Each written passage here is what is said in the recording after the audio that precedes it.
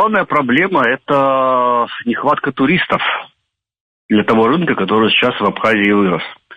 То есть на при емкости 2 миллиона 100, 2 миллиона 200 койко-мест в Абхазию заезжают на долгое пребывание порядка 1 300 000, 1 400 000 за сезон. То есть 700-800 койко-мест, 1000 койко-мест остаются невостребованными. И поэтому идет провалы в начале сезона, в мае, в июне.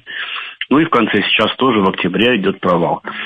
Но вот если с этим начать бороться, если начать всеми силами, всеми средствами туристов в Абхазию завлекать и не, скажем так, не дать им утечь обратно в Анапу, которая откроется в следующем году, и постараться сделать какие-то выводы по поводу введения детских загранпаспортов, заранее об этом предупредив туристов, то, наверное, есть возможность как-то турпоток увеличить.